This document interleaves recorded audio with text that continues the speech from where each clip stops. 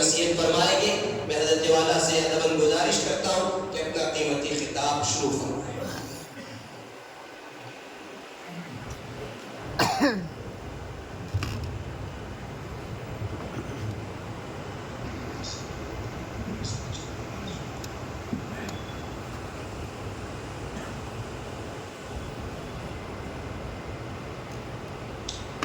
بسم اللہ الرحمن الرحیم.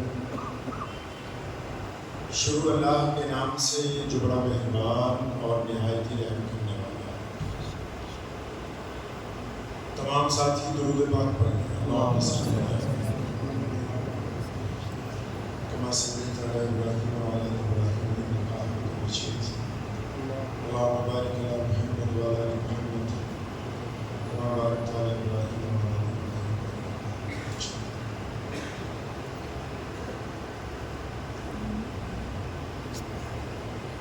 ہزار جدت ترازیوں کے مزاج بدلا کرے زمانہ. ہزار جدت ترازیوں کے مزاج بدلا کرے زمانہ. مگر یقین رہے گا عامر مزاج باطل وہی پرانا. ہماری ذلت کی انتہا کیا، ہماری پستی کا کیا ٹھکانا. گناہ تو پھر گناہ ٹھہرے، عبادتیں بھی مجرمانہ. عروج سے باہرور نہ ہوگی کبھی حیات منافقانہ. زبان پہ اسلام کا وظیفہ مگر خیالات کافرانہ. والد محترم شیخ اسلام مولانا حبیب الرحمن لدھیانوی رحمۃ اللہ علیہ کے بعد ایک لمبا عرصہ گزرنے کے آج ایک بار پھر بنگلور میں مفتی عبدالرحمن صاحب، مولانا عمران صاحب اور سردار صاحب تشریف فرما ہیں. ان حضرات کی دعوت پہ آپ حضرات تک آنے کا موقع ملا ہے. اور مجھ سے پہلے مولانا صاحب آپ سے تعارفی خطاب کر رہے تھے تو معلوم ہوا کہ اس جلسے کا عنوان پیارے نبی علیہ السلام کے ناموس رسالت کو بنایا گیا. ناموس رسالت صلی اللہ علیہ وسلم کے متعلق جب سے نبی علیہ السلام نے پردہ فرمایا تب سے اب تک ہر دور میں کسی نہ کسی نے اس معاملے میں بدتمیزی کرنے کی کوشش کی. لیکن اس کا پس منظر کیا ہے؟ اس کے فضائل اپنی جگہ قائم ہیں. نبی علیہ السلام کا درجہ تو کم نہیں ہو سکتا، نعوذ باللہ، وہ تو اللہ نے بلند کیا. اس کا پس منظر کیا ہے؟ اس کے لیے تھوڑا پیچھے جانا ہوگا. 1450 سال پہلے کی بات ہے. یشرب میں ایک یہودی ہے شمون، اس نے قانون بنایا کہ شادی کسی کی بھی ہو، دلہن ایک ہفتہ بادشاہ کے محل میں رہی.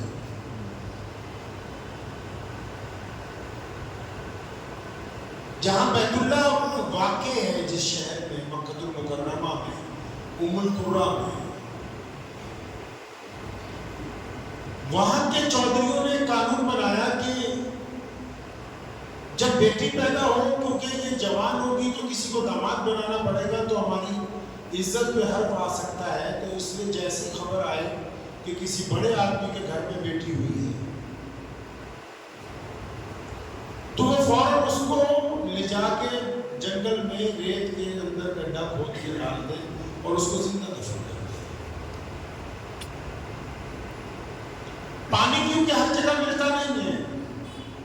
عرب کی زمین میں زیادہ پانی کھا رہا ہے. کوئی کوئی کنواں ہے جو میٹھے پانی کا ہے، یعنی ایسے پانی کا جو ہم پیتے ہیں. تو جن کے پاس میٹھا پانی ہے انہوں نے اس کی قیمت لگا رکھی کہ بغیر قیمت کے یہ پانی دیا نہیں جا سکتا. آپ نے علماء کرام سے سنا ہوگا کہ ہمارے نبی علیہ السلام جب تشریف فرما ہوئے کائنات میں اور مکہ مکرمہ میں آپ علیہ السلام کی ولادت ہوئی تو اس دور میں یہ حالت تھی کہ بچوں کو زندہ دفن کر دیتے تھے، بھائی بھائی لڑ رہے تھے. لیکن اگر دنیا کا اتہاس، جس کو وشو کا اتہاس کہتے ہیں، ورلڈ کی جو ہسٹری ہے، اگر اس کو پڑھتے ہیں تو صرف مکے میں حالات خراب نہیں تھے. مکہ مکرمہ سے 500-600 کلومیٹر پہ یہود و نصارہ کا جن علاقوں پہ قبضہ ہے،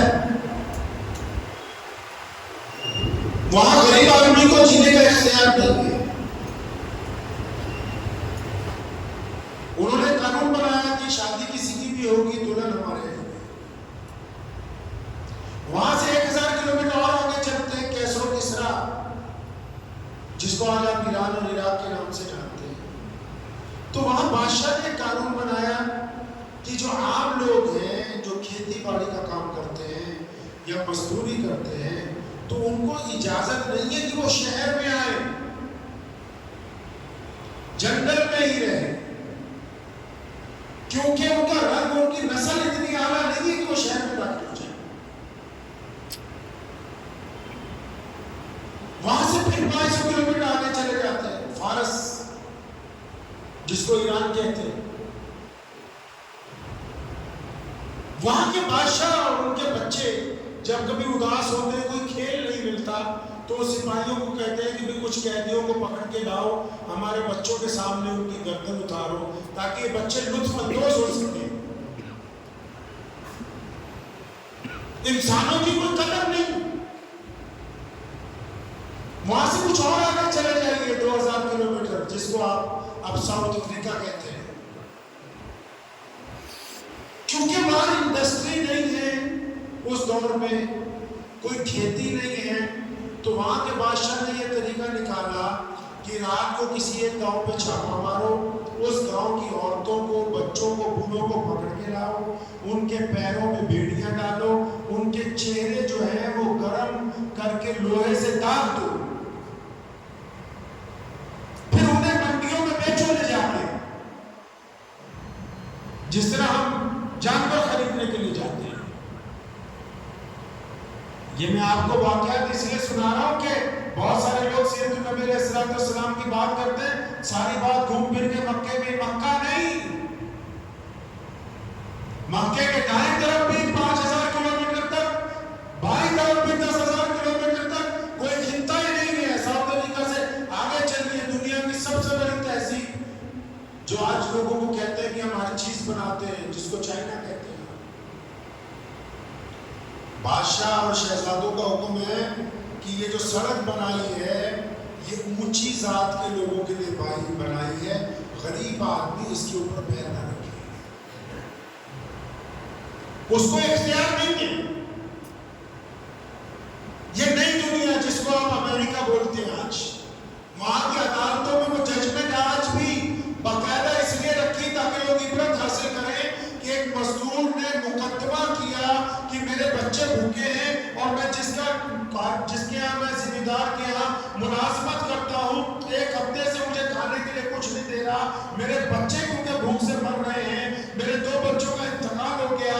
آپ کے سے گزارش ہے کہ آپ اس ذمہ دار کے خلاف آرڈر کیجئے کہ مجھے کھانا کیوں نہیں دیتا. تو آج سے 1500 سال پہلے اس ملک کی تہذیب یہ کہتی ہے، وہاں کا قاضی یہ فیصلہ کرتا ہے کیونکہ تمہارا رنگ کالا ہے اور تمہاری ذات ان سے نیچی ہے، تم انسانوں کے زمرے میں نہیں آتے، تمہیں اختیار نہیں ہے کہ تم کسی کے خلاف درخواست کر سکتے.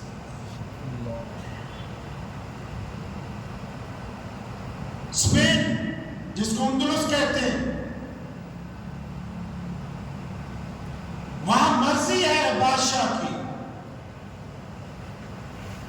کہ جس مرضی انسان کو اختیار دیا جائے شادی کا، جس کو نہ دیا جائے. ان کی مرضی ہے، وہ بتائیں گے کہ آپ گھر میں رہ سکتے ہیں یا آپ جنگل میں رہیں گے. وہ طے کرتے ہیں. اور یہ پورا ایشیا کا علاقہ کنواں ہے پانی پینے کے لیے، لیکن ایک رنگ اور نسل کے لوگ ایک ہی کنویں سے پانی نہیں